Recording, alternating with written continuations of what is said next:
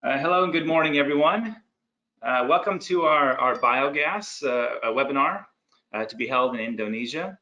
We're happy to bring this to you today, and we'll have this webinar covering biogas mainly in Indonesian language. The only parts of this webinar will be in English will be our introductions, as well as a question and answer session where you're able to answer or ask questions in English as well. But first, I'll get started with introducing everyone, starting with our directors. The first person is Mark Molden. Hello there, my name is Mark Molden. I'm the Technical Director at Organics Limited. I'm based in the UK, so it's very early in the morning for me here now, but I'll try to be as awake as I can to answer any questions that you have at the end of this presentation. Hi, Keith Richardson. Selamat pagi. I'm here in Newcastle in England as well. I'm here to answer any questions on commercial aspects.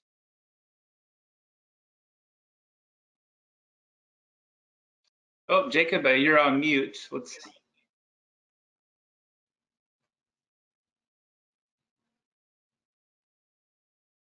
There we go. Selamat pagi teman-teman. Nama saya Jacob. Saya adalah di perusahaan ini manajer proyek Asia Tenggara perusahaan dan saya berbasis di kantor kami di Jakarta. Saat ini saya di dalam rumah karena PSBB. Saya akan dapat membantu dengan terjemahan apapun yang kemungkinan diperlukan. Saya harap Anda menikmati presentasi kami dan saya menantikan diskusi yang sedang berlangsung. Terima kasih. Next we have Wolfgang. Ya, selamat pagi. My name is Wolfgang. Saya juga di kantor Jakarta. Saya orang marketing dan sales. I'm also here for you if you want to have any information or if you want to have a meeting.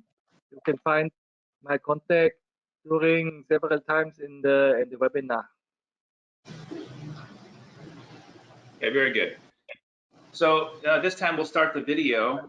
Really, our primary objective with the webinar today is to make a contribution to the national discussion about the Indonesian energy mix that's happening. So over the last 5 years or so, it seems that globally biogas technologies have taken a bit of a back seat to solar and hydro in Indonesia and other areas.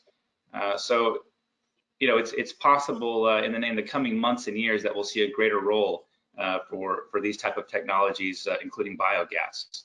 So we hope that biogas will become a more sustainable and substantial part of the future of Indonesian landscape moving forward.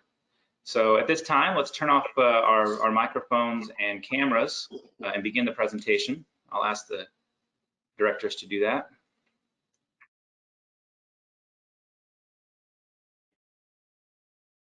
Selamat pagi Bapak-Bapak dan Ibu-Ibu. Selamat datang di webinar kami dengan judul Produksi Biogas Skala Besar dari Limbah Pertanian di Indonesia. Kami harap Anda akan menemukan subjek yang menarik ini. Di akhir presentasi kita akan memiliki sesi tanya jawab di mana peserta dapat mengajukan pertanyaan tentang hal-hal yang ingin diketahui. Ada 2 metode dalam mengajukan pertanyaan. Yang pertama adalah menggunakan panel kontrol Anda untuk mengangkat tangan digital. Jika kami melihat tangan terangkat, kami akan mengaktifkan mikrofon Anda, sehingga Anda dapat berbicara dengan kami sendiri dan peserta lainnya. Metode kedua, mengajukan pertanyaan adalah dengan mengetik pertanyaan Anda di kotak pertanyaan pada panel kontrol Anda dan kami akan membacakan pertanyaan Anda. Presentasi akan berlangsung selama sekitar 30 menit. Kami menyediakan 10 menit untuk pertanyaan, tetapi jika ada yang ingin diketahui dari webinar ini, maka pertanyaan dapat dilanjutkan. Bahasa utama webinar adalah bahasa Indonesia. Presentasi akan berisi terjemahan dalam bahasa Inggris. Pertanyaan dapat dalam bahasa Indonesia atau bahasa Inggris. Kami berpandangan bahwa penghematan biaya dan mendapatkan pasokan daya yang handal adalah dua pendorong utama untuk mengimplementasikan proyek biogas tersebut. Pertama dan terutama, orang membangun sistem seperti ini untuk mengurangi biaya operasi dan memperkuat bottom line mereka. Itu adalah tujuan utama. Tujuan kedua adalah untuk memastikan bahwa daya yang tersedia saat dibutuhkan. Pabrik berfungsi buruk ketika mereka mengalami gangguan masalah dengan listrik. Tujuan peningkatan kepentingan di Indonesia adalah pengurangan dampak lingkungan. Orang-orang peduli dengan lingkungan dan mereka ingin mengurangi dampak lingkungan. Ada batas sejauh mana Anda bisa melangkah dengan tujuan ini secara finansial. Tetapi ketika dikombinasikan dengan alasan komersial yang sehat, itu merupakan nilai tambah yang jelas. Pesan utama lainnya yang kami harap akan kami komunikasikan hari ini adalah bahwa proyek biogas yang terencana sepenuhnya dan bankable. Seperti kita ketahui, bank tidak berada dalam bisnis resiko. Resiko bank dari proyek biogas yang direncanakan dan dilaksanakan dengan baik sama dengan nol. Proyek yang terencana dengan baik mendapat manfaat dari semua pembelajaran yang diperoleh yang telah terjadi selama 20 tahun terakhir dan menerapkannya pada hal-hal spesifik dari situasi baru. Hal ini menyebabkan pengoperasian fasilitas biogas yang handal menciptakan nilai tambah bagi para investornya. Pesan terakhir adalah bahwa ada beberapa cara biogas dapat digunakan untuk menciptakan nilai tambah. Nilai tambah ini menghasilkan keuntungan bagi semua pihak yang terlibat. Dalam hal peluang ekonomi, produksi listrik di lokasi sekali lagi merupakan sumber utama manfaat ekonomi. Misalnya, penggunaan biogas akan mengurangi biaya daya di lokasi untuk pengoperasian fasilitas hosting proyek biogas. Insentif komersial kedua yang ditemui adalah kemungkinan untuk menghasilkan daya dan mengekspornya ke jaringan lokal. Opsi ini agak kurang menarik selama beberapa tahun terakhir di Indonesia. Tetapi ada harapan bahwa situasinya akan segera berubah. Ketika tingkat fed-in tarif yang tidak memadai dibayarkan, proyek-proyek seperti itu tidak akan dibangun untuk memasok daya ke jaringan lokal. Produksi uap dimungkinkan di mana biogas dapat diumpankan langsung ke boiler.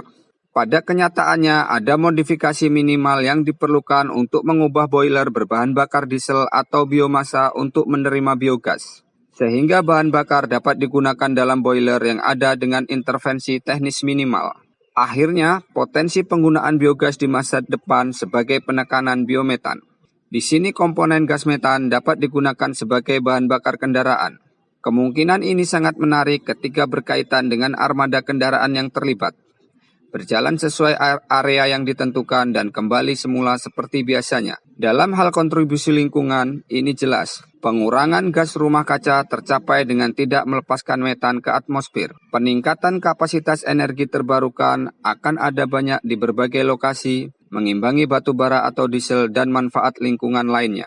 Minimalisasi limbah dan pengendalian polusi mungkin penting tergantung pada jenis bahan baku dan fasilitas di lokasi. Sebagian besar pabrik sudah memiliki fasilitas pengendalian polusi. Namun feedlots dapat mengambil manfaat dari pencernaan anaerobik untuk mengubah masalah pembuangan menjadi aset. Pencernaan anaerob akan mengurangi jumlah lagun yang dibutuhkan untuk mendapatkan persetujuan pembuangan. Akhirnya, manfaat lingkungan yang paling penting adalah bau dapat dikendalikan dengan menutupi lagun dan menangkap gas, yang biasanya hal tersebut hanya dilepaskan ke atmosfer. Produksi gas dapat menjadi aset bagi banyak jenis industri dan bisnis. Industri pertanian, seperti pabrik kelapa sawit, pabrik singkong, pengolahan nanas, dan fasilitas pertanian lainnya, di mana terdapat aliran limbah organik yang besar yang mungkin cocok untuk produksi biogas. Di dalam aplikasi industri misalnya, produksi pulp dan kertas, di mana limbah dari proses pulp dapat digunakan untuk menghasilkan biogas. Instalasi pengolahan air limbah dikenal sebagai sumber biogas. Tempat pembuangan sampah juga menghasilkan banyak biogas. Akhirnya, industri makanan dan minuman dapat memproduksi biogas menggunakan air limbah yang dihasilkan dari fasilitas produksi. Jenis bahan baku yang kita semua kenal termasuk limbah pabrik kelapa sawit atau pome, limbah pabrik singkong, limbah dari peternakan hewan babi, peternakan sapi, dan peternakan ayam. limbah organik, rumput napir, dan banyak sekali jenis limbah organik lainnya. Dalam banyak situasi, masalah lingkungan dapat dikonversi menjadi aset penghasil pendapatan yang berharga. Untuk memberikan gambaran tentang besarnya kontribusi yang dapat dilakukan oleh biogas di Indonesia, kita dapat menggunakan contoh perkebunan kelapa sawit. Indonesia memproduksi sekitar 36 juta ton minyak sawit per tahun. Ini akan mengarah pada penciptaan sekitar 100 juta meter kubik limbah pabrik kelapa sawit. Diambil secara keseluruhan dari aliran POME tersebut, untuk urutan 1 gigawatt daya listrik secara kontinu dapat diproduksi. Ini sama sekali tidak signifikan dan akan menjadi kontribusi yang berarti bagi kebutuhan daya Indonesia di masa depan. Contoh kas berikut diberikan untuk menunjukkan jumlah biogas yang dapat diproduksi dari pabrik kelapa sawit. Ada banyak aturan praktis yang digunakan dalam penilaian produksi biogas. Dari POME, kami telah menggunakan 0,6 meter kubik air per ton tandan buah segar. COD, Chemical Oxygen Demand, adalah ukuran yang umum digunakan untuk mengetahui banyak karbon dalam air limbah. Untuk POME, ukuran ini bisa bervariasi dari pabrik ke pabrik. Kisaran 60.000 hingga 120.000 mg per liter COD adalah kas. Pabrik sendiri berkisar antara 45 dan 90 ton per jam tandan buah segar. Meskipun ada yang lebih kecil dan lebih besar. Untuk keperluan estimasi, angka 0,25 kg metan diambil sebagai diproduksi per kilogram COD yang dikeluarkan dari air limbah. Sebuah pabrik yang dinilai 60 ton per jam dengan katakanlah 75.000 mg per liter COD akan mampu menghasilkan 845 meter kubik per jam metan. Itu cukup untuk menghasilkan 3,4 megawatt listrik secara berkelanjutan. Mengambil contoh sebelumnya lebih jauh, untuk pabrik yang sama jumlah produksi metan ini, jika digunakan dalam engine biogas akan menghindari pelepasan 90.000 ton per tahun setara karbon dioksida. Ini berbeda dari Certified Emission Reduction, tetapi ini adalah ukuran jumlah metan yang dikonsumsi dalam gas engine. Dalam hal diesel offset, 3,3 megawatt akan membutuhkan sekitar 20 ton solar per hari. Ini akan menambah sekitar 18.000 ton CO2 per tahun ke atmosfer. Jika listrik dimasukkan ke dalam jaringan dengan faktor grid 0,5 ton CO2 per jam megawatt, ini memberikan penghematan sekitar 12.000 ton CO2 per tahun. CER, Certified Emission Reduction, adalah ukuran dari gas rumah kaca bersih yang disimpan dan dilepaskan ke atmosfer. Untuk proyek seperti ini, CER biasanya akan berjumlah 50.000 per tahun. Namun, CER telah jatuh ke dalam kehancuran karena jatuhnya harga yang terjadi sekitar 10 tahun yang lalu. Tujuan utama dalam pembangunan sistem pencernaan anaerobik adalah untuk memaksimalkan produksi biogas melalui desain yang optimal, memaksimalkan pencampuran, menggunakan waktu retensi, dan memiliki kontrol atas pH yang ideal dengan campur tangan operator yang minimum. Seseorang ingin melihat proyek itu diserahkan dengan cepat dan tepat waktu, yang berarti perencanaan proyek terkonsentrasi terutama di Indonesia, mengembangkan kapasitas pemecahan masalah secara profesional. Dapat diperkirakan bahwa akan ada kesulitan. Persyaratan utama tetap untuk menjaga kualitas produk. Ini berarti bahwa fokus pada bahan, pemilihan komponen, manajemen konstruksi, dan pengawasan. Semuanya penting untuk memastikan proyek berjalan dengan sukses. Melihat lebih khusus pada peralatan proses utama yang terlibat dalam sistem produksi biogas skala pertanian kas pabrik dengan lagun tertutup, kami memiliki sebagai berikut. Air limbah dialirkan dari pabrik ke lubang pompa.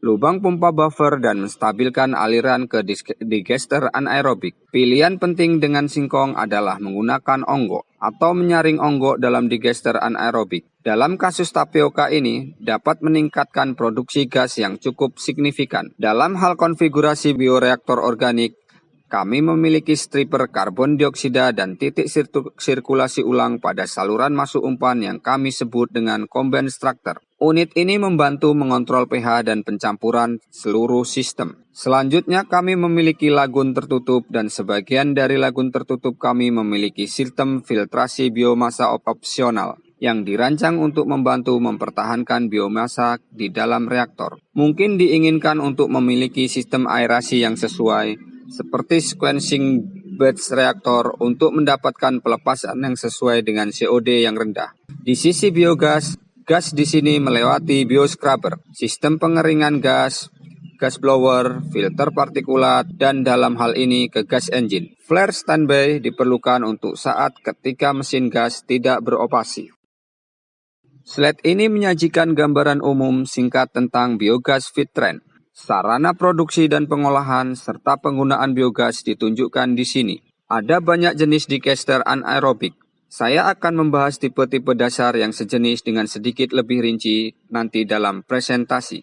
Biogas dapat mengandung hidrogen sulfida yang merupakan gas yang sangat korosif, karbon dioksida yang tidak terlalu korosif tetapi melarutkan metan, partikulat dan kelembapan. Dalam beberapa kasus, oksigen dan gas trace lainnya mungkin ada. Biogas feed train dirancang untuk memproses biogas menjadi kondisi yang sesuai untuk digunakan dalam peralatan khusus yang akan digunakan. Cat biogas ini mengalir pertama ke bioscrubber hidrogen sulfida. Melepaskan H2S di awal feed train melindungi semua peralatan hilir lainnya. Karbon dioksida dapat dihilangkan jika perlu dengan sejumlah teknik. Di sini kami menunjukkan scrubber air. The blower skid menghasilkan tekanan yang mengekstraksi gas dari digester anaerobik dan mengirimkannya ke titik penggunaan. Chiller akan diperlukan untuk menghilangkan kelembapan jika tidak ada kondensat di mana-mana di jalur proses. Dari sana Anda dapat langsung menuju ke titik penggunaan biogas atau mungkin ada persyaratan lebih lanjut untuk memproses gas. Misalnya dengan kolom karbon aktif granular yang dapat mengeluarkan bekas tertentu. Siloxane adalah gas lain yang bisa sangat merusak sehingga menghilangkan siloxane dari biogas kadang diperlukan. Dianjurkan penyaringan partikulat akhir sebelum penggunaan biogas. Kisaran penggunaan yang mungkin termasuk pembangkit listrik, kompres biometan, uap, dan panas. Apapun yang Anda dapat gunakan untuk gas alam, Anda dapat menggunakan biogas. Sehubungan dengan digester anaerobik, pada dasarnya ada 4 opsi yang tersedia yang dapat dipertimbangkan di Indonesia. Sebenarnya ada banyak jenis digester anaerob yang berbeda, tetapi ini adalah 4 prinsip yang ditemui di Indonesia. Covered lagoon, yang merupakan lagun tertutup asli dengan baffle internal sebagian besar telah digantikan di pasar oleh covered lagoon bioreaktor. Dalam sistem CLBR telah berevolusi dan dikembangkan untuk memberikan pengelolaan lumpur yang lebih baik, meningkatkan produksi gas, dan keseluruhan kinerja yang secara umum lebih baik. CSTR atau Continuously Stirred Tank Reactor umumnya adalah tangki baja bundar. Ini biasanya ditemui di mana ruang yang tersedia untuk reaktor sangat terbatas. Secara umum, CSTR memiliki waktu perhatian yang lebih pendek dan karenanya dapat menghasilkan produksi gas yang lebih rendah. The Upflow Anaerobic Sludge Blanket or UASB sangat cocok untuk limbah aliran yang memiliki komponen organik padatan terlalu tinggi. UASB tidak suka benda padat yang dapat melewatinya karena benda ini dapat mengendap dan menghalangi aliran. Dalam hal minyak kelapa sawit misalnya, tidak akan cocok karena partikulat dalam aliran akan menyumbat sistem dengan sangat cepat. Di sini kita memiliki digester anaerobik pabrik kelapa sawit. Reaktor khusus ini memiliki kapasitas 60.000 meter kubik dan bekerja dengan pabrik 80 ton per jam di Kalimantan. Pome memiliki flow rate 1.152 meter kubik per hari dan menghasilkan 70.000 meter kubik biogas per hari. Dalam kasus khusus ini, tidak ada bioscrubber dan tidak ada alat dewatering gas. Gas diumpankan langsung ke boiler. Jika terhubung ke generator listrik, itu akan menghasilkan setara dengan 7,5 megawatt listrik. Angka yang relatif tinggi ini berasal dari konten COD yang sangat tinggi di dalam Pome. Di sini kami memiliki digester anaerobik yang bekerja dengan pabrik singkong. Dalam kasus umum ini, aturan praktisnya adalah bahwa karbon di dalam aliran limbah cair dari pabrik singkong biasanya cukup untuk menghasilkan daya listrik yang cukup untuk menjalankan pabrik. Pabrik ini mengalami gangguan reguler ke sumber daya listrik. Dengan menggunakan sistem biogas, sistem ini dapat mandiri dalam tenaga listrik. Di sini kami memiliki 50.000 meter kubik lagun yang memproses 200 ton singkong per hari. Lagun dapat menghasilkan 11,5 ribu meter kubik per hari biogas yang cukup untuk sekitar 1,9 megawatt listrik. Dalam kasus khusus ini, Onggok tidak ditambahkan ke lagun, karena itu akan menghasilkan daya yang berlebih dan pabrik tidak memiliki metode untuk menggunakan daya berlebih. Tujuannya adalah untuk menstabilkan daya ke pabrik dan tidak lebih. Jika dibutuhkan lebih banyak daya, Onggok akan menjadi peluang untuk dikembangkan. Ini adalah lokasi di Sulawesi yang dirancang untuk beroperasi dengan limbah singkong. Kita dapat melihat lagun seluas 75.000 meter kubik sedang dibangun. Seperti yang Anda lihat, ini adalah sistem yang sepenuhnya berjajar untuk mencegah segala kemungkinan kontaminasi air lokal dan kebocoran umum. Arsitektur internal seperti yang ditunjukkan sedang dalam proses pemasangan. Sistem akan memiliki pipa yang berjalan di sepanjang dasar lagun untuk meningkatkan kontrol pencampuran dan lumpur dan efisiensi produksi biogas secara umum. Sistem ini akan mengambil 3.000 meter kubik air limbah per hari dan akan menghasilkan sekitar 28.000 meter kubik biogas per hari. Memungkinkannya untuk menghasilkan 4,5 megawatt listrik. Sekali lagi, kekuatan ini semata-mata untuk menjalankan pabrik, untuk memastikan daya yang dapat diandalkan dipasok ke operasional harian pabrik.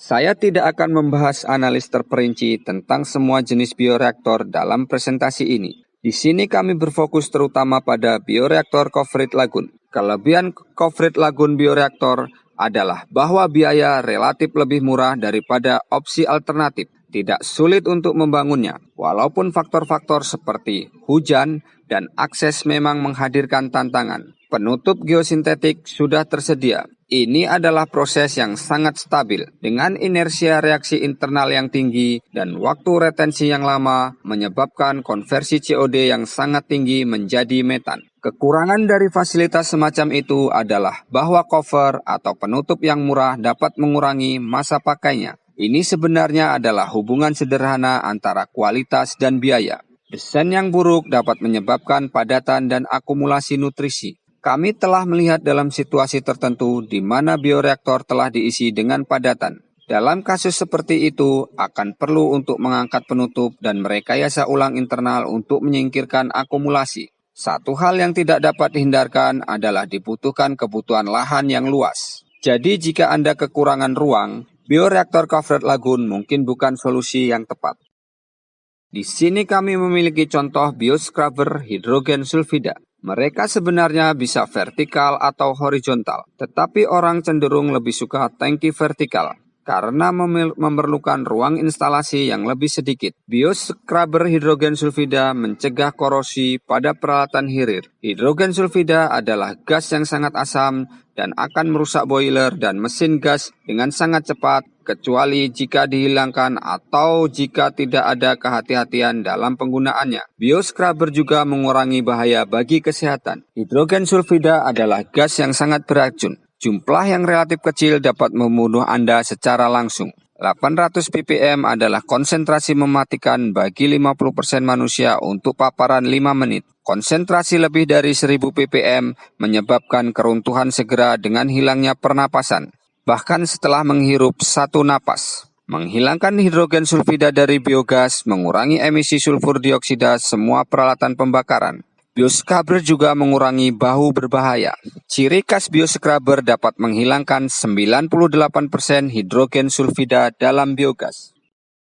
Unit dewatering biogas merupakan komponen penting saat menggunakan biogas dalam gas engine. Ini mengurangi kadar air gas ke tingkat yang dapat dikelola. Biasanya, Anda akan menginginkan kelembatan relatif maksimal 80% pada 40 derajat Celcius. Batas ini dapat bervariasi dari mesin ke mesin dan aplikasi ke aplikasi. Unit dewatering biogas menghilangkan kelembapan dan kemudian memanaskan biogas untuk menurunkan kelembapan relatif. Itu juga akan menyaring biogas itu sehingga partikel dihilangkan sebelum burner atau gas engine.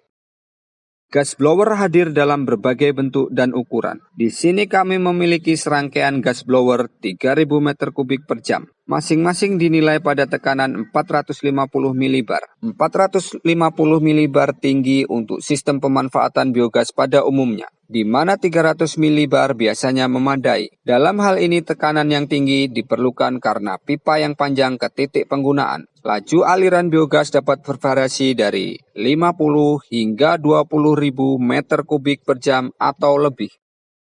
Sekali lagi ada banyak opsi berbeda yang tersedia untuk flare gas.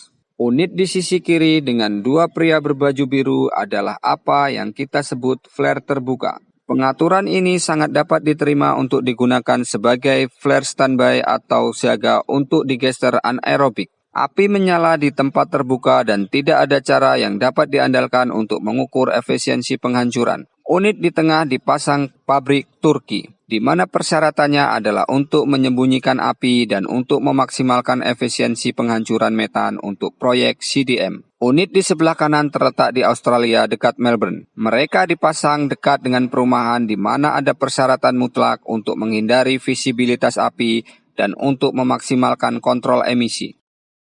Di sini kita memiliki nyala api terbuka yang tinggi di mana nyala api itu terlihat. Unit ini digunakan sebagai standby flare. Dalam hal ini mendukung pembangkit listrik gas landfill berperingkat 2 MW. Kita dapat melihat dua mesin gas 1 MW di belakang flare dan full skid melakukan pendinginan, penyaringan gas, dan tekanan untuk meningkatkan gas. 2 atau 3 opsi dasar untuk penggunaan biogas ada di sini. Ini dapat dipertimbangkan secara khusus dalam konteks di Indonesia. Penggunaan biogas pertama dan paling banyak digunakan adalah pembangkit listrik. Di sini kita melihat gambar mesin gas 1 MW dipasang dan dijalankan di biogas. Gambar kedua menunjukkan biogas sebagai sumber panas. Biogas dapat digunakan kurang lebih secara bergantian dengan gas alam, kecuali untuk fakta bahwa nilai kalor atau kandungan kalor biogas lebih kecil dari gas alam, sehingga laju aliran perlu lebih tinggi. Ini mungkin berarti persyaratan untuk meningkatkan ukuran pipa dan peralatan kontrol untuk biogas. Dalam diagram khusus ini, kita melihat economizer memanaskan dulu air ke dalam boiler. Jadi di sini kita memanfaatkan panas maksimum dari biogas. Boiler biogas tipikal ditunjukkan pada gambar ketiga. Ini adalah paket boiler yang bernilai sekitar 6 ton uap per jam. Akhirnya, sesuatu yang sangat menarik dan semoga akan menjadi lebih umum digunakan di Indonesia adalah dengan menggunakan biogas sebagai bahan bakar kendaraan. Teknologi ini telah diterapkan cukup luas di banyak negara. Di Indonesia masih awal untuk teknologi ini. Pada waktunya, ini mungkin menjadi lebih umum digunakan. Ini tentu merupakan solusi yang paling baik untuk kendaraan armada, di mana ada sumber biogas dan kendaraan pulang pergi ke titik awal yang sama secara teratur. Bekerja di Indonesia juga menghadirkan banyak tantangan. Dalam kasus konstruksi biogas yang terkait dengan pabrik, ini sering berarti bahwa pabrik tersebut berada di lokasi terpencil di mana kondisi aksesnya menantang, terjadi kecelakaan dan kesalahan. Anda harus selalu berhati-hati tentang kapan musim hujan turun untuk memastikan Anda tidak mencoba bekerja dengan tanah saat hujan deras dan teratur. Masalah-masalah sosial perlu diingat karena masyarakat setempat tidak menghargai dan menerima begitu saja. Diperlukan perhatian besar untuk memastikan bahwa tetangga memahami apa yang sedang terjadi dan mendapat dukungan mereka. Dan akhirnya tantangan besar di Indonesia adalah peristiwa yang tak terduga. Bahkan dengan perencanaan terbaik akan selalu ada cegukan. Penting untuk siap bekerja dengan masyarakat setempat dan mengatasinya. Kedua grafik ini menunjukkan kinerja yang baik selama periode waktu tertentu untuk bioreaktor Covered Lagoon. Informasi ini dikumpulkan oleh seorang pria bernama Tycho Cohen, yang merupakan salah satu penemu pendiri teknologi yang terlibat. Kami mendapatkan hak istimewa untuk bekerja dengan Tycho selama beberapa tahun. Efisiensi penghilangan COD seperti yang Anda lihat adalah 90% atau lebih. Laju pembebanan organik, yaitu laju pelepasan bahan organik di lagun, cukup tinggi untuk lagun tertutup. UASB mungkin jauh lebih tinggi dari ini, tetapi UASB membutuhkan banyak perhatian dan padatan terlalu.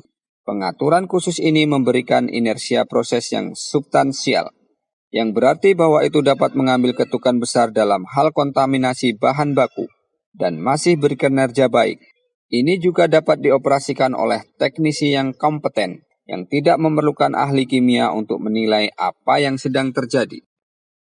Keuntungan teknis terbaru yang mengarah pada tingkat pemuatan organik yang lebih tinggi dan kinerja umum yang lebih baik. Seperti halnya semua itu adalah masalah mencari perbaikan terus-menerus. Sistem sirkulasi ulang bentuk gelombang mengarah pada tingkat konversi yang tinggi dan retensi bakteri yang lebih tinggi. Kontrol pH dengan kontrol asam non-kimia merupakan pengembangan penting dan menghindari perlunya menyimpan natrium hidroksida atau kapur di lokasi. Dalam operasi normal tidak perlu menambahkan bahan kimia. Meningkatkan pencampuran melalui dinamika sirkulasi ulang dan kontrol pH, keduanya adalah fungsi yang diberikan oleh combine structure yang memastikan sistem kontrol tersebut di satu lokasi. Atribut yang sangat penting untuk penggunaan semua hal di atas adalah bahwa produksi lumpur diminimalkan. Dalam kasus sistem yang dipantau oleh Tycho Cohen yang disajikan pada slide sebelumnya, tidak diperlukan pembuangan lumpur untuk periode 3 tahun dan mungkin lebih lama. Setelah 3 tahun, latihan pemantauan terperinci berhenti. Melihat secara singkat pada subjek keuangan. Biaya modal dari sistem seperti itu akan berada di kisaran 4 hingga 5 juta dolar AS untuk pembangkit 3 MW termasuk gas engine. Kisaran biaya adalah fungsi dari faktor-faktor seperti akses, kualitas, dan kuantitas bahan baku dan hal-hal semacam itu. Biaya operasi bisa sangat bervariasi, tetapi 175.000 hingga 200.000 per tahun adalah ciri khas, termasuk biaya operasi gas engine, yang merupakan barang paling mahal. Pendapatan tergantung pada apakah listrik diekspor dan digunakan untuk menggantikan tenaga diesel. Mungkin dengan urutan 2 hingga 3 juta US dollar per tahun, memberikan pengembalian sederhana sekitar 3 tahun. Penghasilan sebagai rasio dari biaya modal dan biaya operasi dapat menjadikan investasi ini menjadi lebih menarik. Bankabilitas adalah ukuran seberapa handal dan bebas risiko suatu proyek dapat dipertimbangkan. Istilah bankability berasal dari fakta bahwa bank yang meminjamkan uang tidak dalam bisnis risiko dan karenanya tidak akan menerima risiko apapun. Proyek bankable adalah proyek yang tidak mengandung risiko sama sekali. Dalam kasus proyek biogas, teknologi ini tidak lagi dianggap risiko. Karena ada beberapa ratus sistem yang beroperasi di Asia Tenggara dengan banyak yang beroperasi di Indonesia. Kuantitas dan komposisi bahan baku tidak lagi dianggap sebagai resiko, karena banyak bahan baku dikarakterisasi dan dipahami dengan baik. Untuk limbah cair, harus ada outlet jangka panjang dan murah. Tetapi sekali lagi, untuk sebagian besar situasi pertanian, limbah cair tidak menjadi masalah. Ini dapat dikembalikan ke tanah sebagai pupuk, atau diperlakukan dalam sistem lagun yang diperpanjang. Ada berbagai metode untuk membiayai proyek semacam itu. Metode yang disukai di Indonesia adalah bahwa pemilik pabrik membayar untuk pabrik dan mengirimkannya berdasarkan teknik turnkey, di mana ada minat dalam keuangan pihak ketiga. Beberapa struktur, seperti membangun, memiliki, dan mengoperasikan, atau membangun, memiliki, mengoperasikan, dan mentransfer atau merancang. Membangun dan mengoperasikan di mana peralatan itu sebenarnya dimiliki oleh investor luar, tetapi dirancang, dibangun, dan dioperasikan oleh kontraktor berdasarkan syarat dan ketentuan tertentu. Penyewaan sederhana adalah pilihan lain yang umum dijumpai. Maka kita memiliki banyak hubungan komersial hibrida yang berbeda dapat dikembangkan, seperti usaha patungan, kemitraan, pinjam ekuitas, dan lain-lain.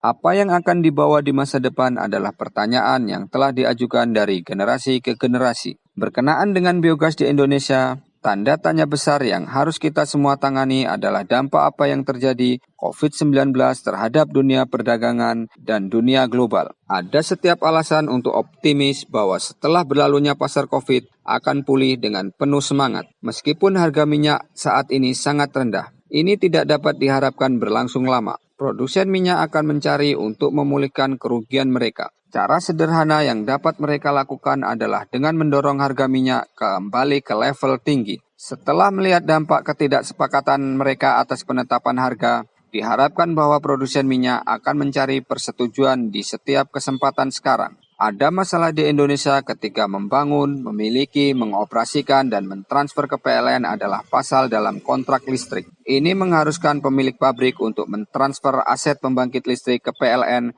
ketika perjanjian pembelian listrik berakhir. Sekarang persyaratan ini telah dilonggarkan, kemungkinan akan mengarah pada penyerapan dalam kesempatan untuk menghasilkan kekuatan. Penggantian tenaga diesel kemungkinan akan tetap menjadi pilihan yang menarik meskipun harga minyak saat ini rendah. Memproduksi sumber daya listrik yang andal untuk digunakan sendiri juga akan tetap menjadi daya tarik. Apakah mitigasi gas rumah kaca menjadi daya tarik lagi belum terlihat? Ada beberapa saran bahwa pasar karbon mungkin menjadi lebih kuat di masa depan. Terutama sekarang setelah COVID, kita semua telah melihat dampak pengurangan emisi karbon dari kurangnya aktivitas komersial. Ada banyak orang yang tertarik melihat ini terus berlanjut, meskipun dengan teknologi bersih daripada tanpa aktivitas.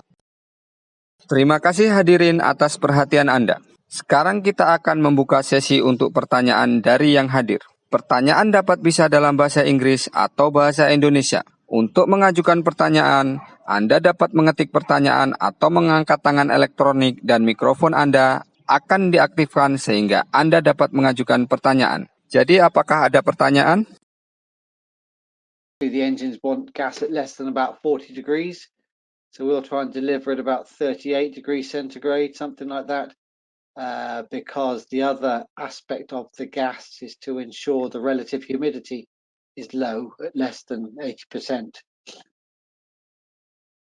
So that's part of the, so that when we take it from the lagoon itself, it can be very, very hot, 50 degrees. So it's we need to cool it down, and then it can get reheated through the gas boosters, and then cooled again before it goes to the engine. Right. Okay. I don't know All whether right, thank Jacob you. wants to pick that up in Indonesian or whether we stick to English. My Indonesian being ropey at best. Jacob, would you like to add anything to that? No, I think that's Question, clear. The isn't it? question was in English. Yes. So, Right. Okay. Marcus, we'll go on to We'll the move on. There's another question from Johannes. It's is it possible to combine palm and tapioca waste? Possible, but not ideal, because the two have different loadings and different requirements within the lagoon. So it would be a new challenge to come up with the correct residence times for a mix. So it would be achievable. I think the secret to that would be to maintain a constant mix of the two. So any fuel can be tuned for, as long as we know what the balance is going to be. But it's not a usual mixture, but not impossible. Okay. Rob looks silent as well, so I think his mic's not working. But Jacob, I'm not sure whether you can see that question.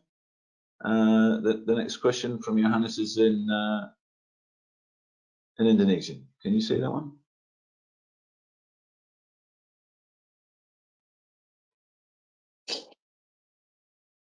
no, I can't see the question, Keith.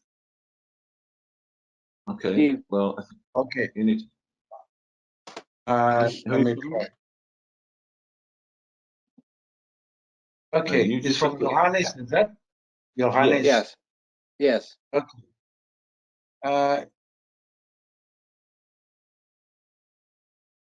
Okay, he's got two questions, one in English. Is it possible for wastewater? No, we've just combined sorry. components?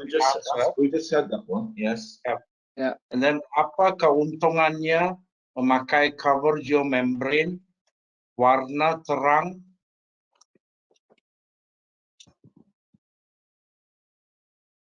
Okay. Yes, I assume that's the question. Johannes answered the question. Is there any benefit in using a geomembrane that is bright color, or maybe white or beige? Okay. Johannes, kalau saya bisa jawab ini dalam bahasa Indonesia, sebenarnya tidak ada untungan berbeda sekali dengan yang pakai geomembrane yang warna hitam atau terang. Semua sama, kemungkinan ada karena itu terang, panasnya dalam geomembrane dan dalam lagoon itu bisa jadi agak kurang. Tapi itu kurang atau tidak, masih tetap biasanya kalau seorang desain covered lagoon, untuk pengeluarannya suhu biasanya dipakai 80 derajat. Terus sebenarnya tidak ada banyak. Kami pernah pakai geomembrane yang warna terang di Kalimantan dan hasilnya sama dengan seperti kalau pakai warna yang gelap.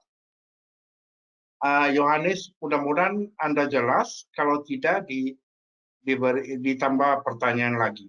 Terima kasih. That's it, Keith. Okay, thanks for that, Jacob. There's another question from Edward. Can you see that one?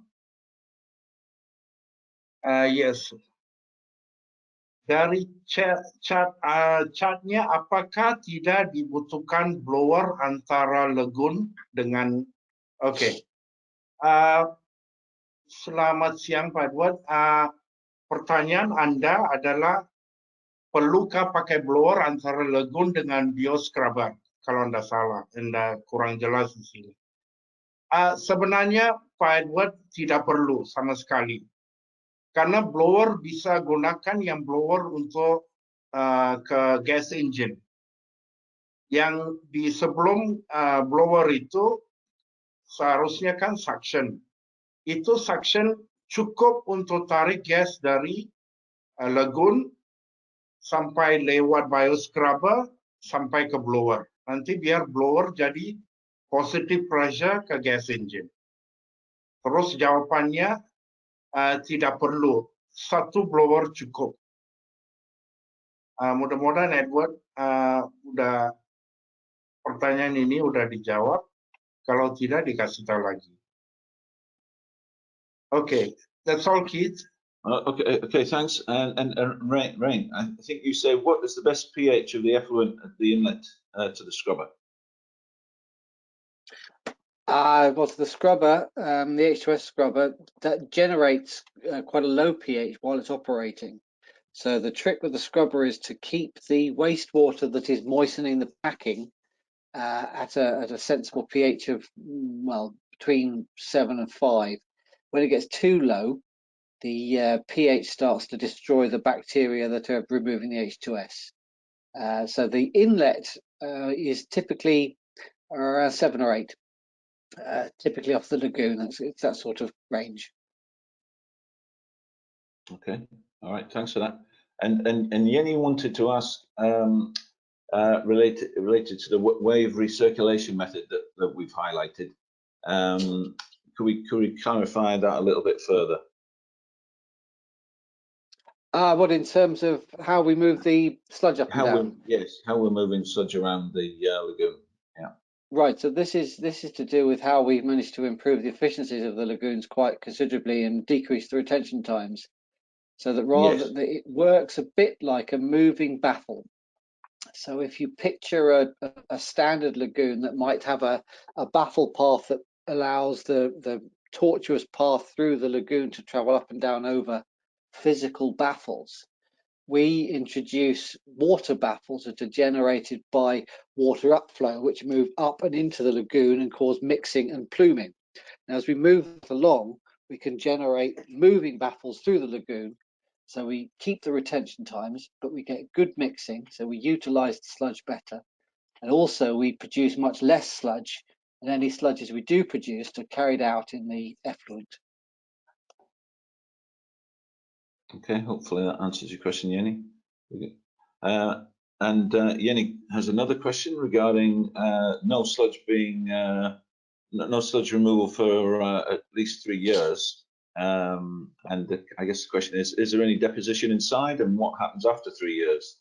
When would the sludge need to be removed, typically? Right. Well, yeah, relating to that, because of the way that we move the sludge around within the system using the water baffles, the sludge is managed far more easily, so that instead of it being a static unit in which the sludge can just layer up and layer up and layer up, this is constantly moving.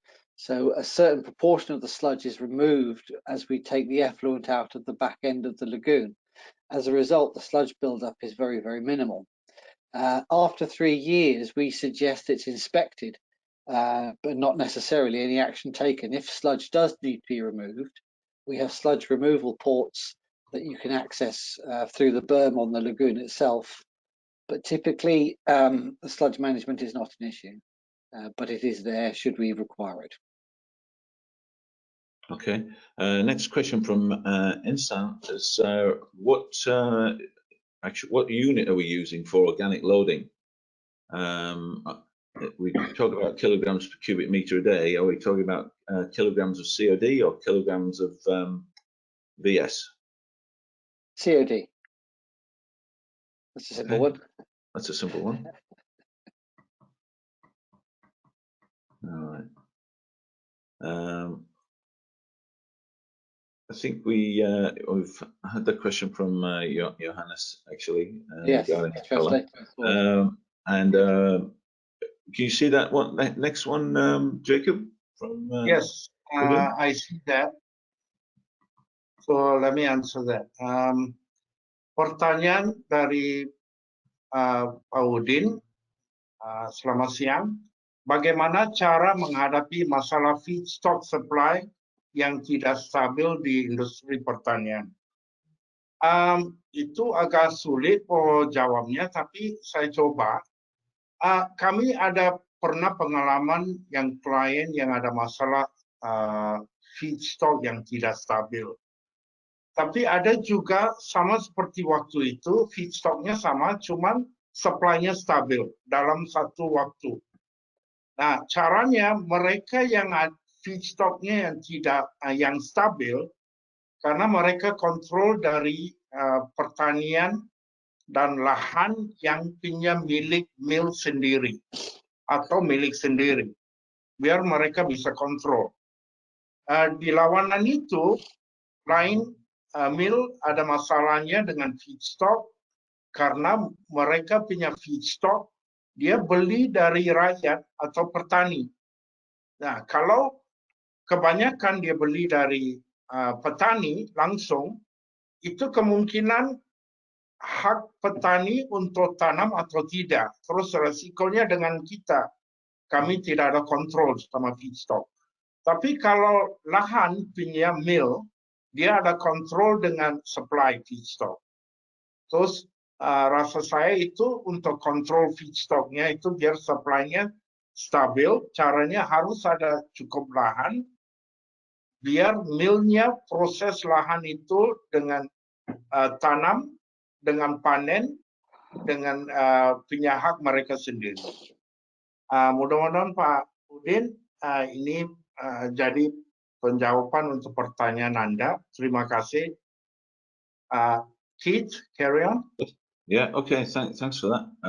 Next one, I think it's got your name on it as well, from Rain. Can you see that one? Ya. Selamat siang, Rain. Pertanyaan Anda, apakah sebelum scrubber harus pasang flow meter udara dan gas flow meter agar bisa membandingkannya? Terima kasih. Oke.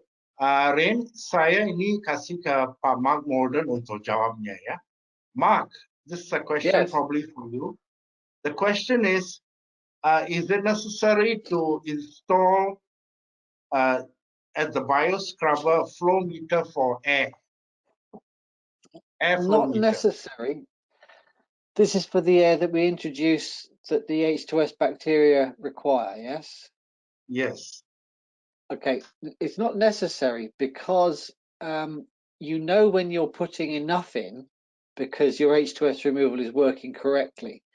And typically the biogas has got 0 oxygen in it.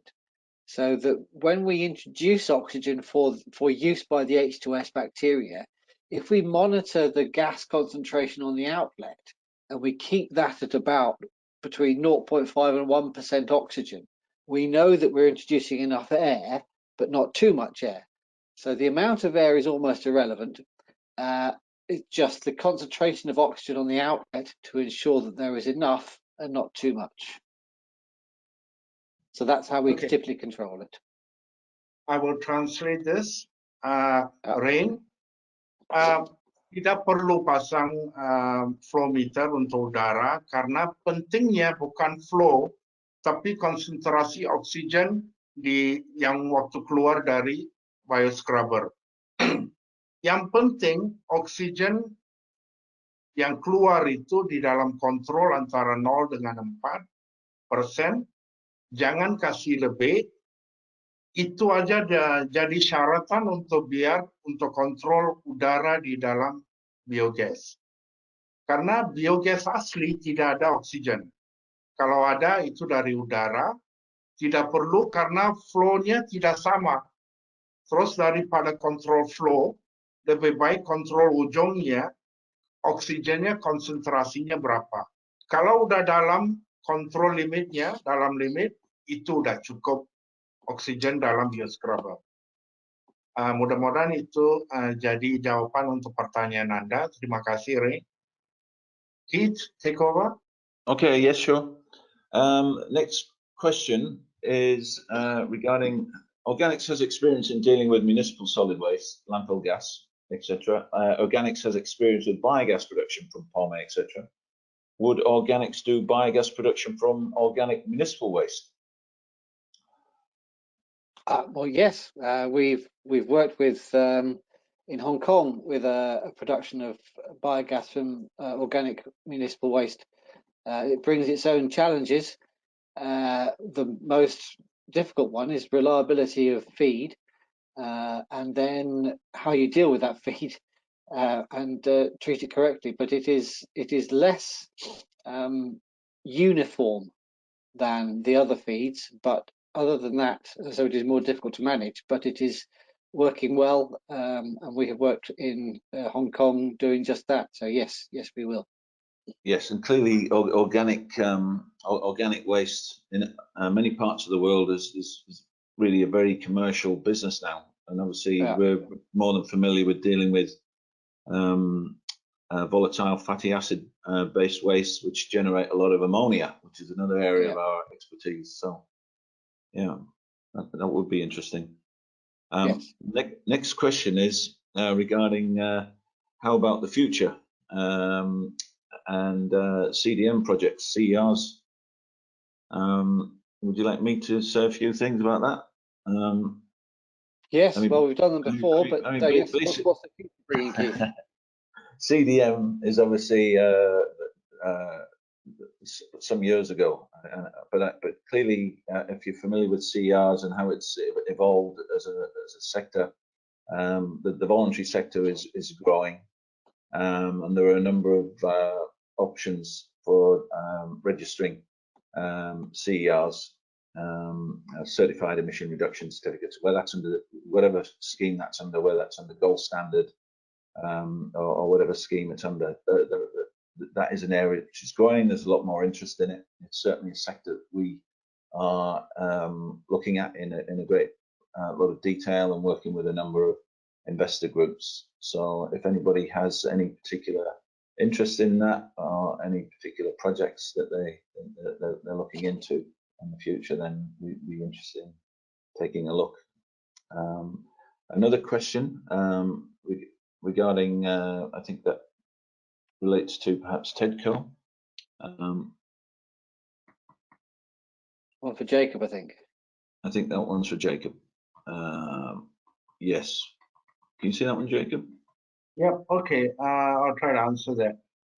Based on TEDCO case, pernahkah kekurangan gas pada supply Singkong berkurang? Bagaimana dengan case PT CHAM also? Selamat siang, Pak. It's in English as well, I noticed. So yes, if it's the same question.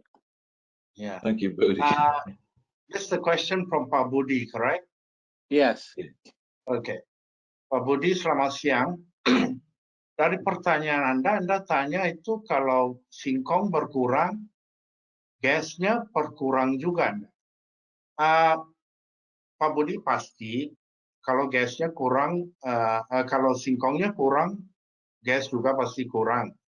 Cuman itu efeknya bukan langsung karena ada retensinya. Kalau Singkong kurang, wastewater juga kurang, wastewaternya kurang, nanti masa depan mungkin berapa minggu ke depan itu gas supply-nya pasti jadi kurang juga. Oke, mudah-mudahan itu jadi jawaban untuk Pak Budi. Pak Budi, ada pertanyaan kedua. Keith, I'm now addressing the second question. It's in English. Based on TEDCO case, are they ever experiencing running out of gas due to declining supply? Pak Budi, I think it's the same. This is the same question that you have above in Bahasa.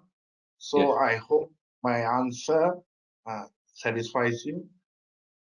Carry on, Pete. Okay, so a question from Andreas. Is it possible to mix several sources of agricultural waste into one lagoon? I think we touched on the palm and the cassava previously. Does it affect retention time? Yes, it does. I mean, and different bacteria work with different feedstocks better or worse. So it would be a specific thing that you then have to keep the mix as close to what it was when you set it up as possible. So it's all about keeping things comfortable for the bacteria. So again, Yeah. not impossible, but it will affect retention times and gas qualities. Yeah, and it probably comes down to the preliminary design and the treatability aspects of it and the waste characterization, etc. But I mean, Yes. obviously, all those things are possible, and I guess it comes down to, yeah, the choice of lagoon and process, doesn't it? Right. Next question is, well, from Johannes again. As I know, the H2S scrubber is very expensive because of the tower coming from Thailand. Well, I'm not sure about that, but we can talk about that. If possible, if the tower is built on site or using a horizontal scrubber, what would be the cost difference, I guess, between the vertical and horizontal scrubber? Not a great deal. I mean, obviously we would have to say that it's not that expensive, very competitively priced. But the difference between the horizontal and the vertical, each have their own strengths and weaknesses. We offer both. The horizontal one is built on site pretty much, but does require more concrete work. Price differentials, not very much, I'm afraid. But obviously site conditions will suit one and not the other. But happy to discuss in more detail the requirements of one or the other at any time. Okay, thanks for that. Can I add on, Keith? Yes, sorry. Yeah. Yes, just to answer the first question, our H2S scrubbers are not coming from Thailand. They are manufactured here in Indonesia. And one of the reasons we consider between a horizontal and vertical is also transportation, difficulties accessing some remote areas. Yeah. So in that event, vertical is still possible. It could be actually manufactured in sections and then assembled on site. So that is another alternative. But just to answer your main question, no, they all are not manufactured in Thailand. For the Indonesian market, we've got them manufactured in Indonesia. Thank you, Johannes, for your question. Thanks. Keith, Yeah, please thanks. carry on.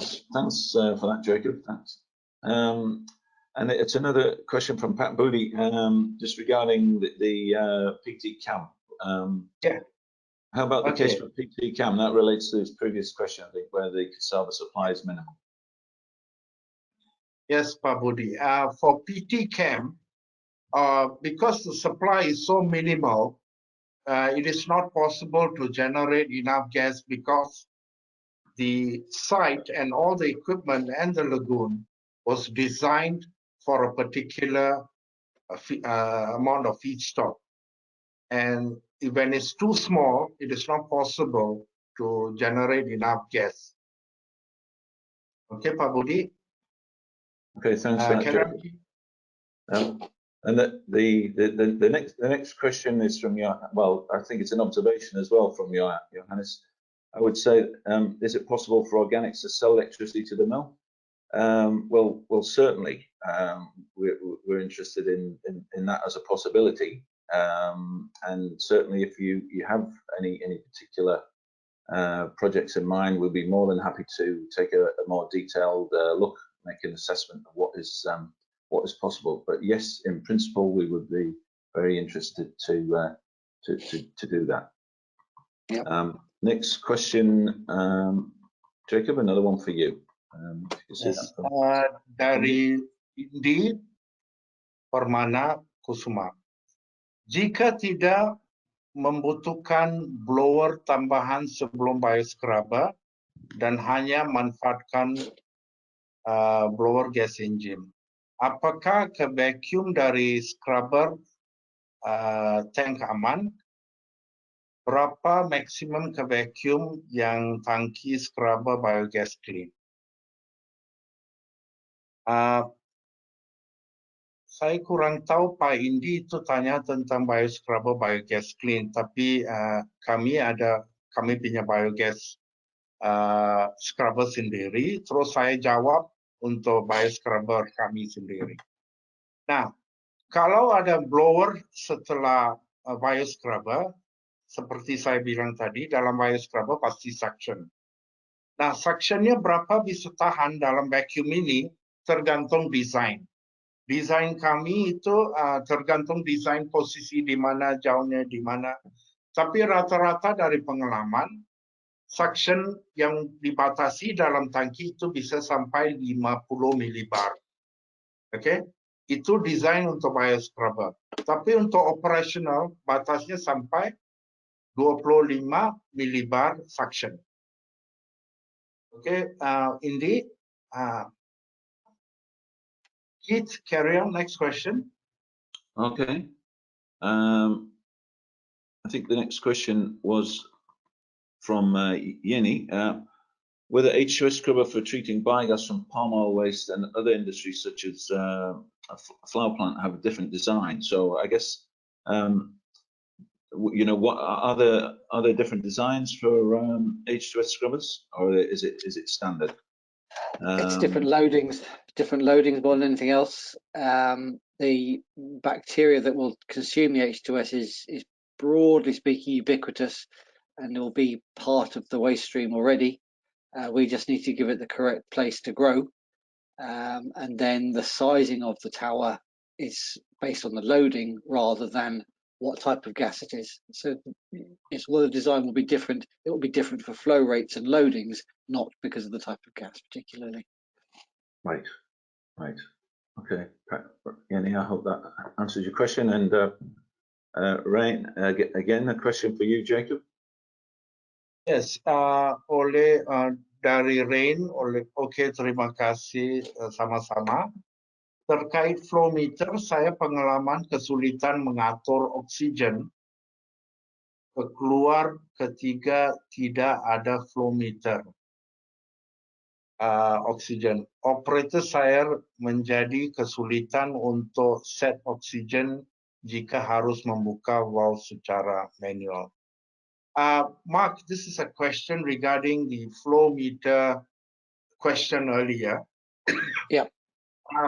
Rain's experience on site is that his operator has difficulty just adjusting flow into the bioscrubber, the airflow, without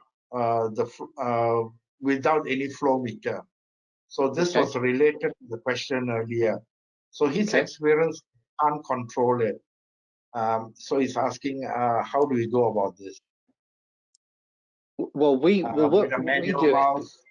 No, we have a manual override, but the system that we use is to have a modulating valve on the inlet. Because the scrubber is at suction, all you need to do is to allow a path in for the air. And we do that on a modulating valve, which is connected to the outlet oxygen, so that it's on a very slow PID control, and it just modulates its position to allow air in very, very gently until the outlet gas has got about 0.7, 0.8% oxygen in it, 0.7 or 0.8, less than 1% oxygen.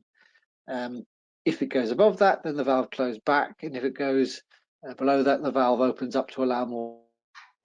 It's an automatic system, and that works quite well. However, having said that, once we know the loading and the flow rates, that valve hardly ever moves. So the manual system can work just as well once it's understood.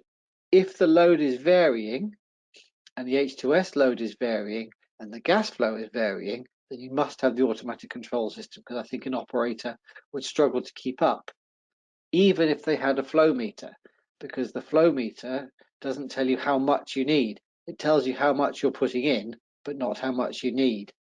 By monitoring on the outlet, you know how much you need, and it doesn't matter the number that you're putting in as long as it's enough. Air is free.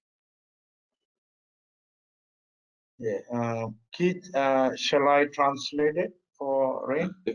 If you would like to, yes, I think that might be helpful. Rain, untuk jawabnya, kemungkinan operator Anda itu kesulitan karena seperti Mark Mulder bilang, banyak parameters berubah. Contohnya loading berubah, H2S-nya berubah, mungkin dalam waktu berapa jam.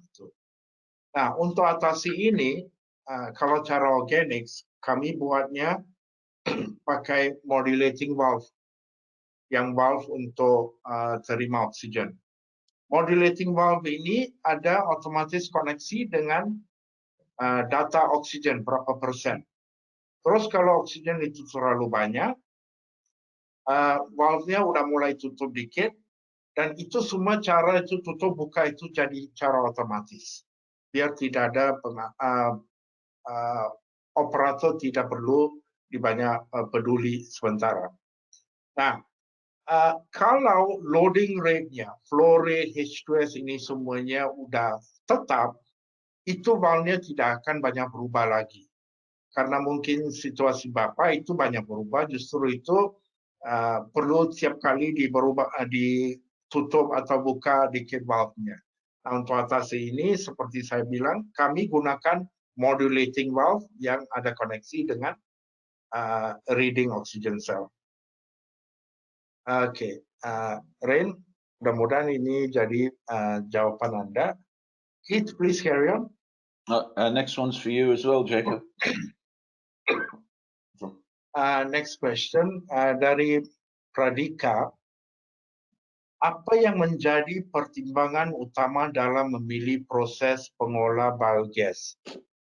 Dan apakah pengolahan biogas bisa optimal jika lahan pertanian kurang dari 100 hektar? Dan juga, bila dibandingkan dengan CNG, apakah kompres biomethane bisa kompetitif dari sisi ekonomi? Terima kasih. Ada dua bagian. Pertama, saya coba. Apakah menjadi pertimbangan utama dalam memilih proses pengolahan biogas? Kalau di sisi petani itu, yang penting adalah harus ada feedstock. Itu jadi pertimbangan pertama, feedstocknya harus cukup. Nah, dan apakah pengolahan biogas bisa optimal jika lahan pertanian kurang dari 100 hektar? Minta maaf, saya kurang tahu itu 100 hektar itu bagaimana, cukup atau tidak. Karena kami bukan ahli tentang itu, juga kurang tahu untuk pome atau singkong. Terus maaf, saya tidak bisa jelas ini. Tapi penting terutama haruslah feedstocknya harus cukup. Itu jadi pertimbangan pertama. Untuk pertanyaan yang kedua, Mark, Yes. Keith, can anyone help to answer this? Regarding CNG, compressed biomethane, is this competitive now in the economy? That's the question. I would say, yeah, it would depend on the price, and I think the issue really at the end of the day is down to transport, and each site is different. Clearly, there's a lot of interest in CNG in the region in ASEAN, but certainly in terms of CNG and biomethane as a business model, in Europe and the US, Australia, and those markets where there's a gas grid close to points of production, then CNG is clearly a major growth area for all kinds of agricultural or organic wastes. But clearly, transporting CNG considerable distances makes it normally makes it unviable, the greater the distance it needs to travel. But each site on its own merits, really. And certainly we've looked at a few over the years. But yes, it's really dependent primarily on location. And as Mark said, the price, how Transport costs it might and be. price. Yeah. Yeah. Do you want to translate some of that, Jacob, for the rest of the audience? Yes, I'll try. Tentang pertanyaan CNG itu kompetitif dari sisi ekonomi.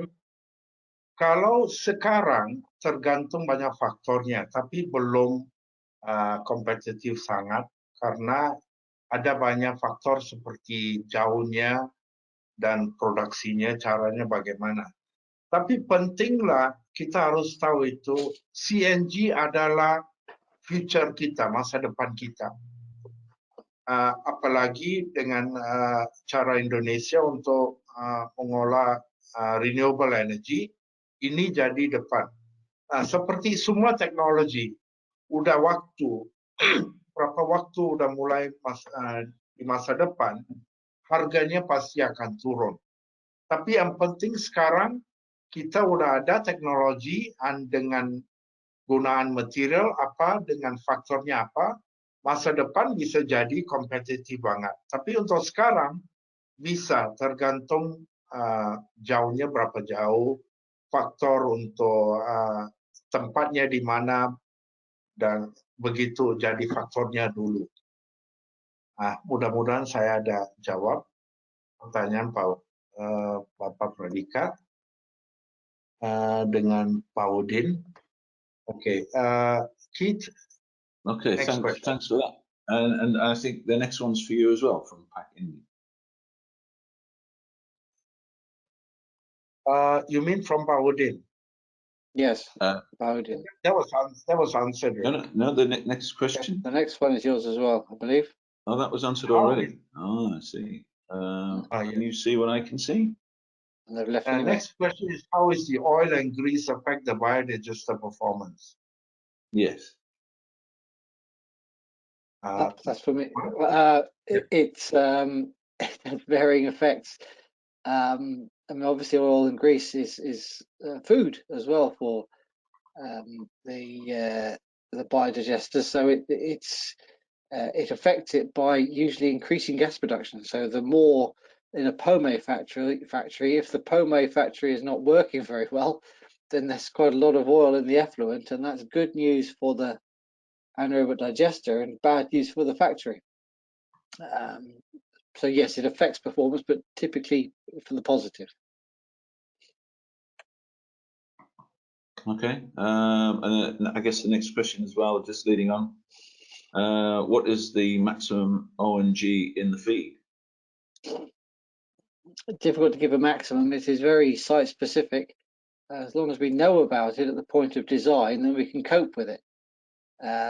It's the same with these. It's as long as the feed is consistent and we know what the feed is going to be, there are no problems. We can design for it. When the feed is going to be erratic, then we can still design for that, but we have to be realistic about outputs if the feed is going to drop. So it's really all about, as long as we know at the start, we can plan for it. So there's no real operational maximum. Let's have a look at what you've got. All good questions. What the next one is, what's the optimum suspended solids in the biodigester? To the biodigester, well, optimum is 0. I mean, ideally you'd put nothing like that in there at all, but that's obviously not going to be the case a lot of the time. So a lot of the time there is going to be some, and the amount is entirely manageable depending on what there is. Again, if we know about it, we can deal with it. Optimum is 0, but That's not realistic. Yeah, and obviously there's a lot of, if it's excessive, there's a lot of pre-treatment systems. Exactly, but then once it's into the lagoon, because of the way that we're dealing with the sludge, as long as it remains suspended, then we can deal with it fairly well.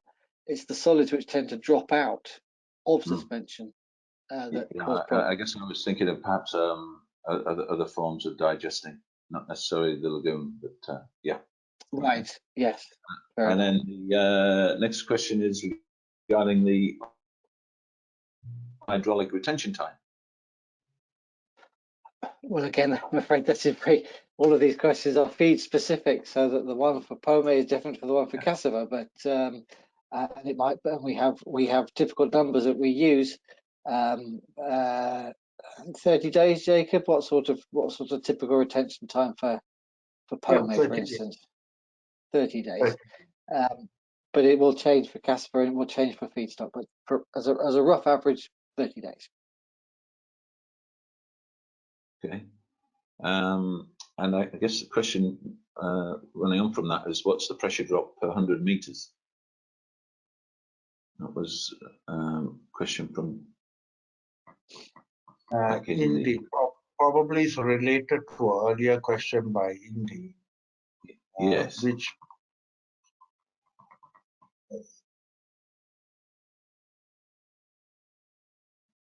Well, any pressure drop question is going to be related to pipe size. So that pressure drop per 100 meters will depend. If the pipe is very, very big, it'll be 0. If it's very, very small, it'll be huge. So as long as the pipe is correctly sized, pressure drops can be managed. Pressure drop is always a function of cost of generating pressure against cost of installing a pipe big enough to deliver the pressure. Okay. And Jacob, next one for you. Yes, it's from Pak Irwan. Pak Irwan, selamat siang. Pertanyaan Anda, untuk menghasilkan biogas, apakah bisa dicampur dari berapa bahan baku seperti kotoran sapi, ayam, limbah pertanian, limbah sayuran dari pasar lokal, dan limbah rumah tangga? Okay, Mark Keith, I think a similar question was raised earlier, but Irwan's question was, can we mix animal waste and vegetables, organic waste, home waste all together and mix it up for production of biogas?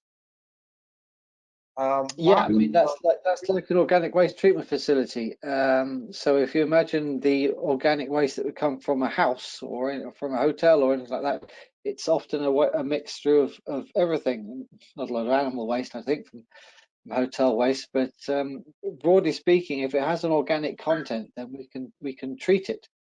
It's just it becomes more difficult to deal with if the makeup is going to change. If it's consistent, then fine. That's the key. It's making it as homogeneous, mixing it, getting it consistent feedstock. And that's the problem with all forms of waste treatment. In some shape or form, it's consistency. Yeah. But yeah, it is possible. And another popular waste stream as well is chicken waste. And abattoir waste and combining chicken litter waste as well.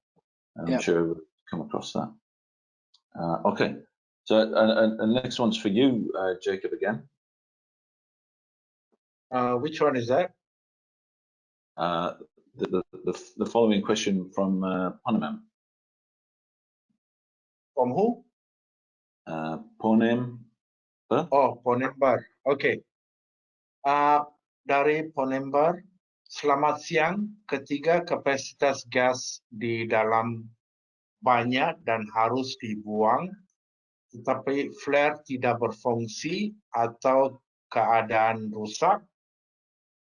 Adakah cara saat kita melakukan pembuangan gas ke udara tanpa menimbulkan bau yang penyegat gas. Terima kasih. Oke. Sebenarnya itu kalau tidak ada flare, seharusnya harus ada flare ya. Tapi kalau flare-nya rusak, kalau tidak salah tiap lagoon cover harus ada emergency venting system. Emergency venting system itu sebenarnya harus untuk emergency venting biar sesuatu hari, sesuatu mungkin flare-nya rosak. Ya, kalau flare-nya rosak, kita bisa dilepasin lewat emergency venting system ini. Ini kan karena emergency, keadaannya darurat. Karena darurat itu harus sementara, apa boleh buat harus dilepasin gas, kemungkinan ada bau, tapi karena darurat kita harus atau lingkungan harus terima. Atau sebelum jadi berat banget di dalam cover terlalu banyak gas, kalau udah tahu itu mau tambah gas, di emergency vent di sana itu dibuka gasnya biar mulai keluar dikit-dikit, mungkin berapa kubik kurang daripada biasa, biar baunya tidak terlalu kuat. Tapi untuk jawab kamu itu pertama harus ada flare. Kalau flare-nya rosak harus ada emergency venting system di lagoon. Begitu aja. Terima kasih. Keith, next to you. Okay, and it's back to you as well, Jacob. The final question. Oh no, there's a few more coming in now. Okay. From Julian, is it Julian? There's one from Insan. No, the one above that. The one above that. The ask is currently offline, so it might not be showing up for you anymore. The one above there, Ponembar, is it? From Ponembar? Nope. No, The one below that, there is one from Hexa Julian, that's showing as offline, so possibly not. I can't see Julian. I see Ponembar followed by Insan. Okay, well, Okay, just answer go with that that one then. Thanks. Which is for us. Well, what is the optimum inoculum concentration in the organic biodigester relative to COD loading or feed? Oh, that's definitely you, Mark. Well, this is getting into chemistry now, isn't it? So this is where we need Rob, our resident chemical engineer.